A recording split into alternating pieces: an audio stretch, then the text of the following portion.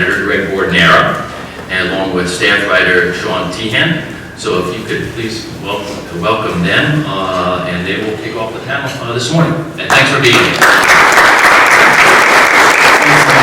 Thanks everybody for being here today. As Tom said, my name is Greg Bordonaro. I'm the editor of the Hartford Business Journal, New Haven Biz.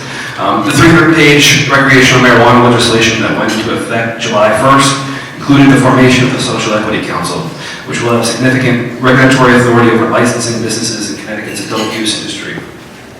Our Q&A discussion this morning will focus on the Council's oversight responsibilities and what prospective cannabis businesses should know about social equity components in the licensing process. Joining me as co-moderator is Sean Teehan, a Senior Staff Writer, who also covers the cannabis industry for us. He is in charge of our Connecticut Cannabis Insider newsletter, which comes out every Thursday at 10 a.m. So if you haven't signed up for that, you can go to our website and do that. And I'd like to welcome our panelists today from the Social Equity Council. Joining us are Ginne-Rae, who is the Executive Director of the Social Equity Council, and Department of Consumer Protection Deputy Commissioner Anrea Comer, who serves as the SEC's co-chair. So Ginne-Rae is an accomplished senior executive with more than 35 years of expertise in government, organizational management, education, community action, and community engagement. Most recently, she served with the City of Bridgeport as Deputy Director of the Office of Planning and Economic Development and Director of the Office of Housing and Community Development. Previously, she held roles as an adjunct professor at Central Connecticut State University's School of Business, State Director for the Connecticut Small Business Development Center, and she held senior level positions at the State Department of Economic and Community Development. She currently is president of the Greater Waterbury NAACP. And Anrea Comer joined the Department of Consumer Protection in August 2021. As Deputy Commissioner, Anrea chairs the Social Equity Council and provides guidance on various department initiatives. Previously, she served as Chief External Affairs Officer for the Connecticut Paid Leave Authority, where she led communications, legislative, and outreach strategies. Our panel today will run until 9:30, and we'll have about 15 to 20 minutes for questions. So Sean, why don't you get started? Sure. So, Ginne-Rae, I'd like to start with you, since you're responsible for carrying out the SEC's directives. Now, can you please explain the purpose of the Social Equity Council, its responsibilities in the licensing process for both social equity and general applicants? Okay, first I want to say good morning to everyone. I want to thank the sponsors. I want to thank Hartford Business Journal for inviting Anrea and myself here today to share some information, and it's really good to see people in person. We've been doing a lot of Teams and Zoom and those kinds of things, so it's really good to shake hands and to say good morning. So, good morning. And so can you explain the Social Equity Council's kind of purpose and its responsibilities in the licensing process, both for social equity applicants and the general applicants? Okay, so the Social Equity Council is a 15-member council with an executive director who is myself. The responsibilities of the Social Equity Council is to ensure that folks who have been disproportionately impacted by the war on drugs have an opportunity to participate in a fair and equitable manner for the legal cannabis industry. And so we're doing things like making sure that the applications that are coming in from social equity applicants are who they say they are. We're also going to be playing a very supportive role in making sure that the folks who receive the licenses have the support that they need to stand their businesses up and to make them successful. So right now what we're doing is just a lot of who are the social equity applicants, following the law, putting out some policies or setting some policies on how things are going to go, some procedures on how things are going to go, and making sure that we can stick as closely to the legislative deadlines as we can. Sure. And now, what must be met by individuals who apply as a social equity applicant? So like what are the standards that they have to kind of adhere to? So first you have to, we're doing 3 areas. So we're doing residency, income, and owner and control. So the residency is, and I don't have the exact numbers, I'm still learning that. I started in August, but I'm still learning all the legislation to be able to say it verbatim. But you have to have lived in a disproportionately impacted area. And those areas have been defined, and they are by census tracts. There's about 27 municipalities that have census tracts that have been identified as disproportionately impacted areas. So you have to have grew up in one or lived in one in the past 5 years. Your area of median income cannot exceed 300%. And that's about $75,000 for the 3 years prior to making the application.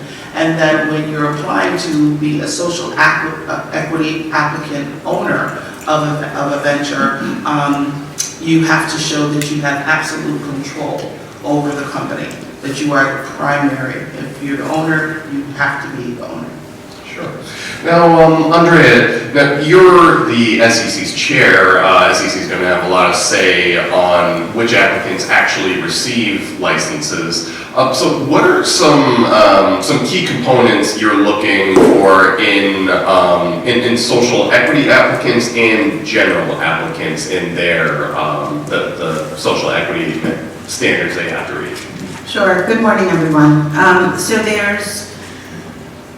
what we're looking for, particularly for social equity applicants, as Ginne-Rae said, is verifying that they do qualify as a social equity applicant. And she talked about the residency, which is 5 of the last 10 years or 9 of the years between ages 0 and 18. So that you were in a disproportionately impacted area. There are 215 census tracts, and most of the municipalities are where you might expect based on disproportionately impacted residents, so New Haven, Bridgeport, Stamford, Hartford, New Haven, London. But then also there were a couple of outliers. Beacon Falls and Sharon, Connecticut are both considered disproportionately impacted. So we want to verify that they actually qualify from that income standpoint. From that residency standpoint. From the income standpoint, it is 300% of the household median income. So the household median income right about now is around $74,000, so you're talking about $225,000. So those are the two income and residency requirements. We have a list of documentation that we will be looking for folks to provide to verify that. In terms of business verification, it gets a little bit more complicated. We want to see business management agreements. We want to see articles of incorporation so that we are in fact verifying that if you say that a social equity applicant owns 65% of this business, then it truly does. Sure. And can you just go over the, with general applicants, the portions of their application that the SEC will be reviewing and kind of what standards you're looking for that? Sure. So the process for general applicants, well, let me back up. The process for all applicants will be the same, right? There is an application submission, similar information in terms of what your business structure is, filing tax returns, all of the components that you would anticipate in starting any kind of business, right? And so everyone will have to go through that, and that's when and then there's a pivot where the social equity applicants have to provide their additional information. For those of you who are familiar with our medical marijuana licensing process, it will be somewhat similar, although the recreational marijuana will be completely electronic, so there's an e-license process that the state has, and so folks will go through that. And this question is open to either of you. Obviously, access to capital is a huge issue for startup entrepreneurs getting off in this industry.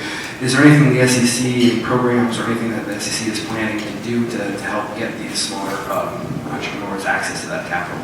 Sure. So the Social Equity Council, meaning Ginne-Rae and her team, because there's a Social Equity Council board and then there's a Social Equity Council, her and her team. People get confused about that. So Ginne-Rae and her team, along with the Department of Economic and Community Development, will have about $50 million in general obligation bonds to assist social equity applicants with capital. And we recognize that that's not a significant amount when you're talking about building a business like this, where there are incredible costs, whether it's real estate, whether it's utilities, whether it's staffing. There's but we do want to be able to at least provide some seed funding and support to those social equity applicants who will be coming through the door.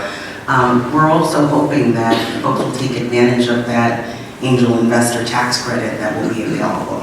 And so if you invest in a cannabis business with a social equity applicant, there will be tax credits available. So we're hopeful, but I would be telling a story if I told you it wasn't one of those things that keeps me up at night.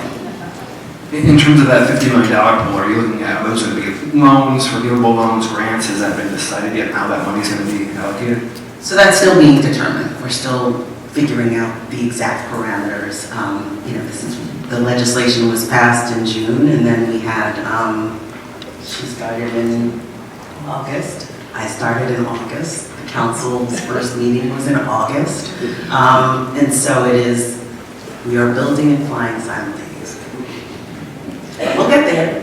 I just also wanted to add that we are looking at leveraging some of the funds that will come in through the sales tax of cannabis, and so we're looking at programs that already exist with the Department of Economic and Community Development and other lending institutions.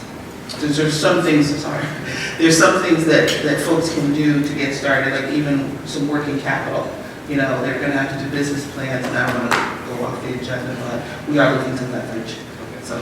Aside from access to capital, what are the other biggest challenges you're hearing from entrepreneurs who are interested in getting in on this industry? I think one of the biggest challenges is really just educating the community on the breadth of getting into this business. I mentioned utility costs. I was involved with an energy, the Connecticut Energy Society did a panel, and I learned a tremendous amount just in terms of you cannot just go to find yourself a piece of real estate and go and plug and play. When it comes to the cannabis business, the utility, that's a bad word. The utility demand, right, is so much more significant. And if you get into a building, you are going to have to front those costs. People don't necessarily understand that, especially if you're doing an outdoor grow, you are at the mercy of Mother Nature, right? If you are doing an indoor grow, which in cities a lot of the applicants will have to be, right? Because there's not a bunch of farmland in Hartford. The cost of the equipment, it can be significant. So I think that's the biggest challenge, aside from the access to capital, is just making sure that people really understand all of the components. And, we want folks to be successful in this business. We don't want to set people up to fail. So that's a challenge. I think that some of the challenges are that people want to move fast. We're not doing one round, so it won't be one and done.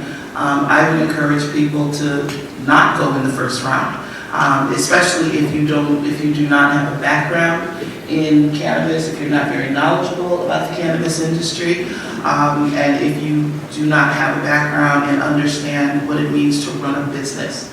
There are a couple of levels. If folks are truly, have a real desire to get involved, I think a lot of people are looking at the producer, they're looking at the cultivators. It may not be the right level for most people to get into retail, micro growers, transportation. There's lots of levels, food and beverage.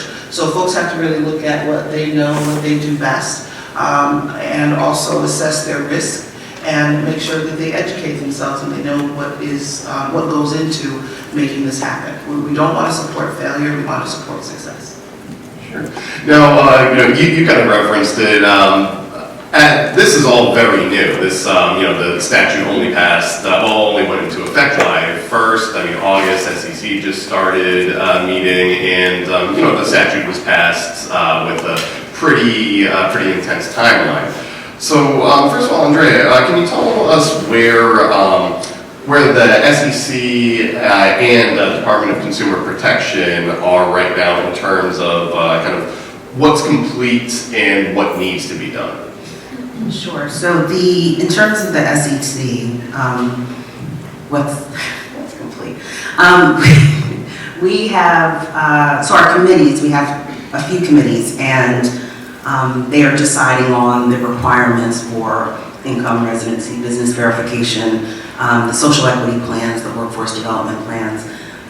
Those have all been landed on within the committee, so the next step is for the full council to vote on those. And we, fingers crossed, that will take place in December. That then triggers a 30-day window after which the applications will be posted. And that's where the Department of Consumer Protection comes in. They have begun to develop that application process. We anticipate being able to see a draft of that application prior to it posting. The Social Equity Council will. And hopefully applications will be available come January. So that's kind of where, at the initial stages, where we are. The other things that have to be determined are figuring out the number of licenses, because again, going back to wanting people to be successful, we don't want to oversaturate the market. We don't want to have undersupply. So it really is an interesting calculus, and I majored in communication, so I wouldn't have to do math, so I'm not doing that part. But there are so many layers to it and so many components to it, but we are chipping away. Sure. And so you said hopefully January when licenses where applications can become available. So when do you think we'll start to see the final licenses being granted, and when do you think we might see retail sales actually commence? So there are a few different pathways, right? So there are 4 producers currently that we anticipate will convert. And then there is this bill, the section of the bill, it's 149, for those of you who have free time and want to read 303 pages. Section 49 allows for social equity applicants to apply for a cultivator license without going through the lottery. And that's, and you happen to have $3 million. And so we hope that that will provide some parity in terms of the producers and the social equity applicants having the same number, because that is one part of the lottery has a 1-for-1. This particular section does not. So, but we do want that equity to exist. So that's kind of where we are with that. And Ginne-Rae, can you explain the SEC's role in licensing businesses, like how it will work in practical terms? So, for example, will social equity applicants present plans before the Social Equity Council at a hearing? Will general applicants, and at what point will in the licensing process, will the SEC have to approve everyone's plans? So yeah, our main role is to verify that folks are who they say they are, their business structures are what they say that they are. Folks will complete an application. So the application itself from DCP it's one application for everyone, then there's an addendum if someone wants to apply as a social equity applicant. And as we said, we'll verify that they are, they've lived in a disproportionately impacted area, that they have the income qualifications, and that their business structure is that where the social equity applicant is the in fact owner and controller of the business. We will then most likely interview those folks who we're looking at that meet the criteria, to just get additional information from the owner and talk with them a little bit more about their business and what they have planned for it. And then we will issue a preliminary license and then a provisional license, and not us, but Department of Consumer Protection. We will make the recommendation to them that yes, these folks, they check out, they are what they say they are. And then we will begin to work with those businesses to help them stand up. And just from a timeline perspective, I did want to try and answer the rest of your question. I realized I didn't. We are hopeful that recreational sales will be available in late 2022. Cautiously optimistic, but there's a lot of pieces. There are timing constraints, because there's that 90-day window for the Section 149 applicants and for the producers to convert. And then there's a review process. Once you submit you have 60 days to submit your application. So there's a clock that ticks, and it's not a sprint clock, it's a marathon clock. I know part of the application process includes a lottery system. Can you talk a little bit about how that lottery system works, and is there a difference between social equity applicants and general applicants? Sure. So if you apply through the lottery, you pay your license fee, you say you are a social equity applicant and you are going into the social equity lottery. If you are deemed not to be a social equity applicant, you get kicked over to the general lottery. They will run concurrently, although different license types will take place at different times, because again, going back to the oversupply or oversaturation, we want to make sure that we are managing that. You know, Washington presented at our council meeting yesterday and talked about how they sort of missed the mark initially in terms of not fully understanding the volume of licenses that would come in, caused the price to sort of shoot up, and then the market was oversaturated, and they ended up actually making the illicit market more expensive. So there will be two separate lotteries, to answer your question. And what are the partnership opportunities between social equity applicants and maybe private companies that are big in this industry and are going to apply for licenses? What are the opportunities there for those partnerships? So the partnerships definitely exist. That's the equity joint venture partnership, which will allow for private businesses to partner with social equity applicants. But I want to be very clear that there is an ownership percentage, and we will be looking to make sure that these are not straw men. These are not folks who are saying, oh yes, this social equity applicant owns the business, but they actually do not. We are not here to support fronts. We want social equity really means that for all of us. And so I want to be very clear on this. And I know that there are folks who are saying, why do we have to do social equity at all? And for those people, I encourage you to really read about the war on drugs and the impact that it has had on Black and brown communities in particular, and how the effects of that are still being felt. We're talking about President Nixon in 1971 declaring this war on drugs, okay? And so the impacts for decades on these communities is real. And so this is an opportunity for us to do a little bit of course correction and make some investments in those communities that have been disproportionately harmed. And I know there's, I think, 9 license categories. Has there been any work done on how many licenses will be available within each of those categories? Yeah, so we have a preliminary draft of the number of licenses. We still have to determine, because there are some provisions of the bill that base it on population size. We have to think about proximity to schools and parks, but then also we have a number of municipalities that have said, no thanks. So that's all going to figure into the final number of license types. And I know you recommended if you're not seasoned in business or things like that, don't apply right away. Will there be any safeguards for people who maybe missed that first round of applications? Will there still be opportunities for them, or is there going to talk about that? We originally talked about 4 rounds, but the DCP, they're the regulators. They can have as many rounds as they'd like. So this is about inclusion, not exclusion. Now, I'm sure both of you received a number of questions from people who are interested in starting a cannabis business. So what are some of the common questions you've heard from these individuals, and how are you answering them? So one question I thought that we got that was really good is you can get a social equity license to do certain work. But then there might be, so if you're going to be a delivery, if you're going to start a delivery service, well, you may not have, you may have a suspended license.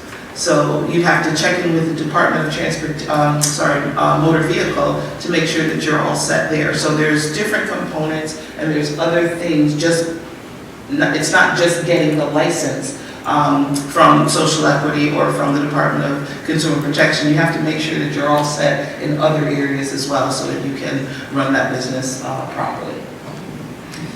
So I think the two questions I get the most are, A, why are the fees so expensive? And the fees are half for social equity applicants, but they're still, why are they so expensive? And to that I usually respond, if you are struggling to come up with that license fee, then this cannabis business is probably not for you, because it's going to be so much more costly than just that initial fee. The other question I get a lot is, can I get a bank loan? And the answer is maybe.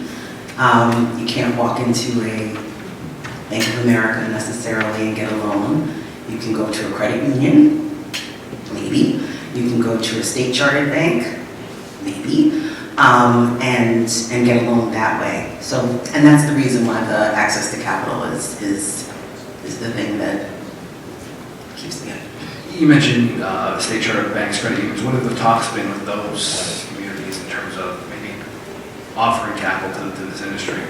So we have not had, well, let me not say we, I have not had conversations with lending institutions about that. I'm assuming that those conversations are being had, probably with the Department of Economic and Community Development and or the Office of the Governor. So I'm hopeful that this is something that will solve to an extent, but I haven't spoken to anybody. There is mention in the law of the Banking Commission having some conversations and providing some information when that time comes. We have about 15 to 10 minutes left, so I want to open it up to Q&A with the audience. So if anybody has a question, I don't know if we have a mic out there.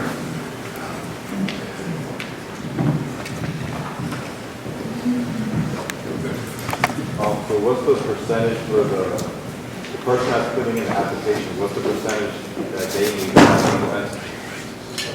I'm sorry, say that again? We'll get a mic. Okay. Thank you. So the person that's putting in for the application with the legal entity, what's the percentage that they need? I don't know if you said it, you said 6. 65%, yeah. Oh, okay. Sure. I appreciate the comment you made about strawmen, and I wanted to ask a question regarding if the council has considered a length of time once a social equity applicant has been awarded that application is there a particular length of time that the applicant can then sell that license to another party? Because I think that's something that we definitely should consider that straw man comment, that they can basically fill out the application, become an applicant, be granted, and then within 12 months or whatever amount of time, be able to then sell that license to a non-applicant. I believe it is spelled out in the statute, and I believe it is either 5 or 7 years. I'm sorry? Somebody's correcting me, which is fine. Is that wrong? Oh, maybe not, okay. That's, okay. Let's go to Hello. Hi. I just have a question. I've been following some of the monthly meetings for council, and I know there were some conversations about a business accelerator program social equity applicants can apply to. Can you tell us some more information about that program and when that application process may be opening in the future? Yeah, so the business accelerator is not just, you don't have to make an application to it. You probably won't. We're in the process now of developing the accelerator program. So we're looking right now at primarily having it available for those folks who receive a license and need the extra attention to stand their businesses up, and then have a second portion of it for people who are getting into the business and need some business plan writing help, some marketing help, just some overall entrepreneurial education. So it eventually will be available to everyone, but priority would be those folks who are granted licenses getting the most immediate help. Hi, how are you guys? Andrea and Gina, first of all, I just want to say I follow you guys on your website, your Social Equity Council. You guys are doing an amazing job rallying every month, getting things done. So thank you. I have a twofold question, and it may have already been answered. One is about the criteria that you guys have outlined, the income, the historical past in underrepresented communities and ownership. Does an applicant have to fill all three of those criteria in terms of coming from an underrepresented area and staying within the income threshold and ownership is one question. And the other question is about the state chartered banks. Is there any type of initiative or talk about possibly providing bonds to the state providing bonds or backing bonds to the chartered banks in order to facilitate larger funding initiatives? So in terms of the criteria, the income requirement is what it is, 300% of the state median income, household median income. In terms of the residency, it is in either or. Either you have lived in that disproportionately impacted area for 5 of the last 10 years, or you have lived in a disproportionately impacted area for 9 years during your formative years, so up to 18. And under ownership and control, it's the same thing. You have to be that equity applicant. You have to meet the first two criteria to start the business, and then that business has to be under the control and ownership of the social equity applicant. So if you came from one of those disproportionate, if you came from, born and raised in one of those communities in the past, but your current standing, financial standing, income standing today, do those two align? For instance, if you came from, a disproportionately impacted area, but your income does not meet that threshold today, does that disqualify your application? From a social equity applicant aspect, it does. Hi, you said that one of you said something along the lines that the fees are too high. Maybe one does not belong in the cannabis industry. What are the fees, and can you unpack that statement a little bit about if it's too much, then stay away? So just to be clear, I don't want to discourage anyone, but I also don't want anyone to be set up for failure. The fees vary anywhere from $1,000 to $75,000 depending upon the license type. And so because that is just one initial cost and it is a very small cost comparative to the cost of doing this business, I say that I think what Ginne-Rae said is probably the better way to say what I said, which is to have a business plan, really kind of list out all of the costs that are going to be involved so that you can make an informed decision around whether this business is right for you. Because if it is, if you wanted a license that's going to cost $75,000 for $37,500 for a social equity applicant, does that cost, if that cost is prohibitive, then the cost of running this entire business could be even more prohibitive. So I just want people to make an informed decision. Right, but doesn't that kind of create an environment that fosters a monopoly by those that have massive amount of wealth? Because if you're part of the social equity program, that means your household income cannot exceed around $115,000. So we have people at the kind of bottom of the food chain competing with those at the very top of the food chain. And lastly, how many applicants do you anticipate getting? Thank you. That'll be it. So I just want to just add a little bit to, it's not massive amounts of wealth. So if you exceed the household median income, you're not coming in as a social equity applicant. So we're trying to keep folks who have been disproportionately impacted and who are still living on the residuals of that impact to have a fair opportunity. So if you have big wealth now, you can still come in, but you just can't come in as a social equity applicant. And it is also about networking and pulling together folks who can support your effort to move your business forward.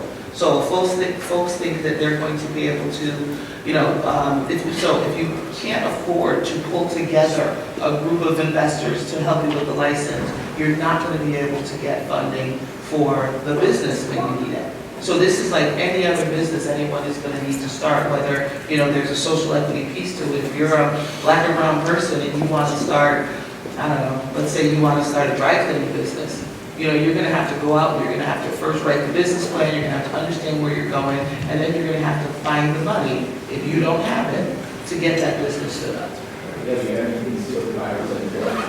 Right.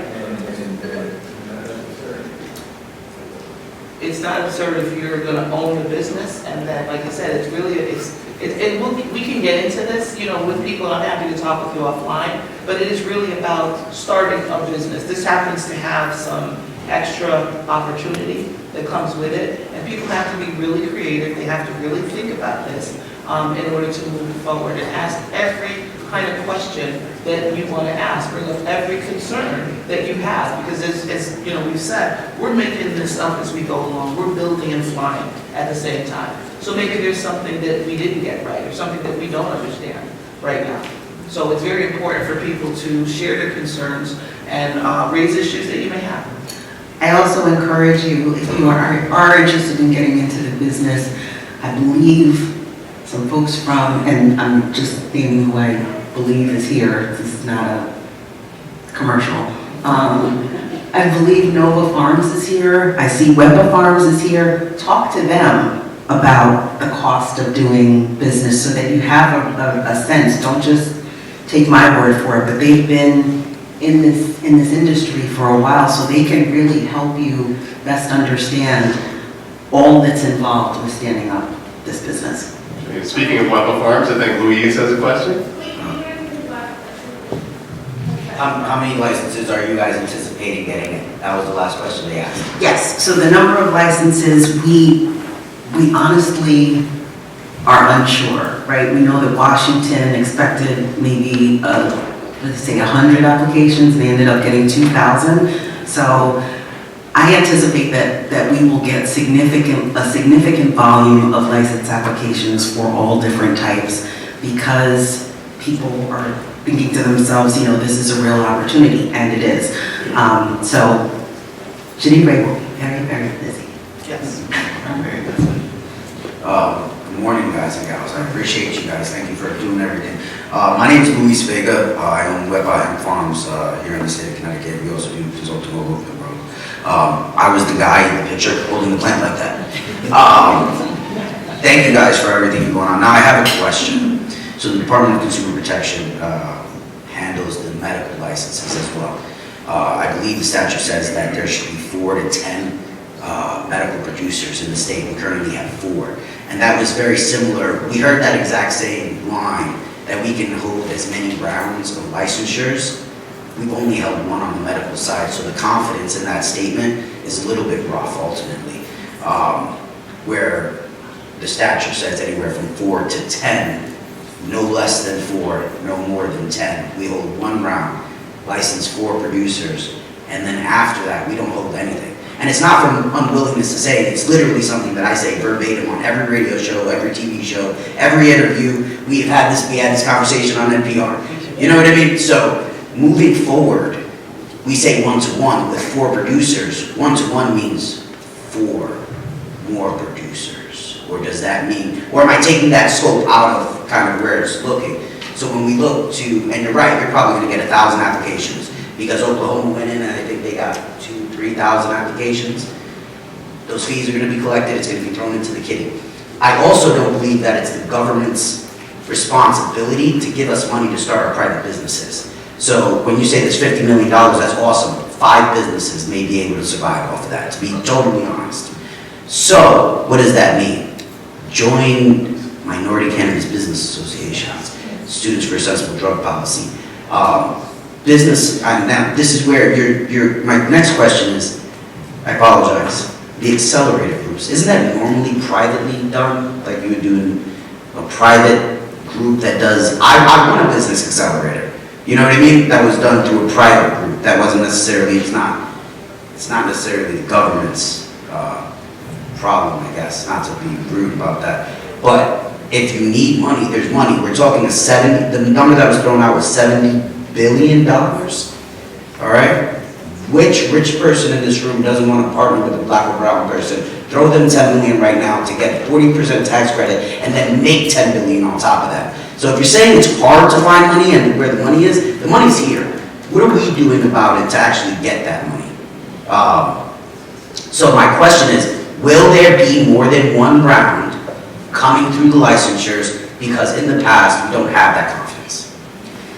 My understanding is that there will be more than one round. My understanding is also that those lotteries will be taking place to manage for supply oversaturation. Oversaturation. 70 tons of cannabis comes into the state in the illicit market, in the legacy market. These numbers are proven by everybody. There is no way there's going to be an oversaturation. Okay. We're running out of time. Just one correction. Okay. Not 70 billion. If it was, we might need a bigger room for. My name's Ryan. We have time for one more question. Yeah, I'm the owner of Mr. Says we're a local worker. We're here to supply the cannabis industry. I have a question that's two parts for you. You mentioned outdoor grow. I did read the DCP regulations that were released only one time, so I didn't get them with a fine-tooth comb. But if you could kind of elaborate more on what are the regulations for an outdoor grower, what kind of hurdles should an outdoor grower be looking at, and is that in tandem with an indoor grow? The second is, as far as the locations, and I understand we'll talk more about this in developing your cannabis plan in the third part, but a lot of these applications that are going to be coming in aren't necessarily going to have a home yet. A lot of municipalities haven't laid their regulations down for where these places can actually go, and we don't need necessarily farmland. Urban farming is quite a thing now, so these places can take place in the inner city. So again, outdoor grow, and as far as the applications coming in, where the homes are going to be, how we're going to handle that from the application process. Okay, I need you to, I'm sorry, there was a lot. Okay, let's start with the outdoor grow. So you mentioned outdoor growing. What are the DCP regulations going to be for that? And can that be a standalone entity, or does it have to come with the indoor grow? So, the regulations that were released were mostly for indoor growing, as far as security, plant tracking software, et cetera, et cetera. The outdoor stuff, I was wondering, if this is the place to ask if that was even going to be a component of growing. And then the second part is, where are we going to put these? So let's talk about the outdoor stuff first. Okay, so the outdoor grow, the regulations, I'm happy to get your information and get that answer for you, because I do not have the answer. Okay. Do we know if it is going to be allowable at this point? An outdoor grow? Yes. As far as I know, yes. Okay. Okay, and so the second part of that question, we will obviously touch base and get the regulations or talk about that offline.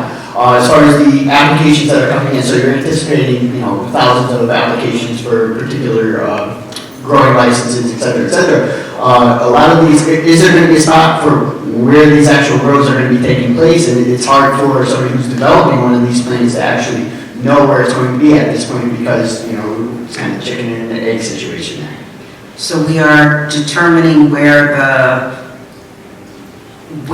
the particular license types can take place. And again, that's based on population and proximity to schools and whether a municipality has said yes or no. So that map will be put up on our website as well as on the Social Equity Council website. So you'll be able to see where operations can exist. So you guys are actually going to be limiting the real estate where grow facilities can actually operate. So there is going to be a guidance from you guys, a map, just like the one that you released for, where people who are social equity applicants reside in. So the limitations based on the statute is by population. So we are not particularly limiting it, but the statute says for 20, it's a per capita sort of determination, and so we're not that was what was spelled out in the statute, but there will be some limitations as to the proximity in which operations can exist.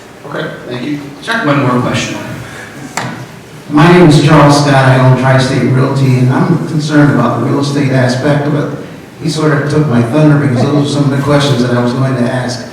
But my concern is that, is there going to be an appeals process where, like a lot of the cities are not going to, by zoning, they will be able to keep out the cannabis industry? Is there an appeals process where you can go further to the state to override some of the local municipalities?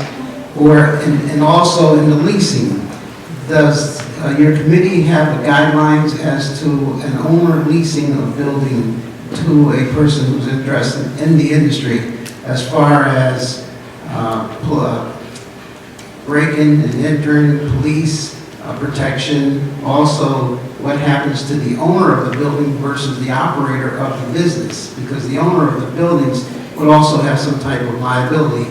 Is there any type of cannabis liability pertaining to that building? Because you'll have to have your insurance companies come in also to be able to offer endorsements and coverage for that particular industry. So the first part of the question was around whether the state can override the municipalities, and the answer is no. The statute is clear that the municipalities have the power to determine whether by moratorium or just outright denial if they want to have their businesses. It is a local decision, and if there are, elected officials are supposed to represent the voice of their constituencies. So if you live in a town or a city where there's been a moratorium, that is a conversation to have with your local elected official to sort of indicate that you have not represented my interests. In terms of the liability and insurance, that's not something that we are covering. That's not something that we are sort of making a determination on. I think that's something for the business owner to really kind of scope out with whoever they're leasing the property from, or if they're securing the property and ensuring that they have the appropriate insurance in place. We're out of time for this panel, so I'd like to thank our panelists today, Ginne-Rae. I just want to make a final comment. So there's three kind of components here. So if you guys have questions, I want to help you get to the right place. So there is the Social Equity Council, which is the 15 members that make up the council. Okay, they are providing advice to the office of the Social Equity Council, which is my office. And then there's the regulatory part of this, and that is with the Department of Consumer Protection. So if you have any applications, any questions related to kind of application, the law as it relates to cannabis, you can contact DCP, but also check out their website because their website is amazing. Everything is being updated. If you have questions related to the social equity piece of the cannabis industry, social equity application criteria, so forth and so on, please feel free to contact me, and I'll be here to give out my phone number and my email address. And then the council, and the council is available. Some of you may know members of the council, and you can certainly ask them questions, but primarily I would be available. And one more group I'll throw in there, legislators, if you don't like parts of the law, these ladies can't control what's in the law, but I'm sure this issue will come up every session, tinkering to the law, so, lobby your legislators. So thank you to Andrea and Ginne-Rae.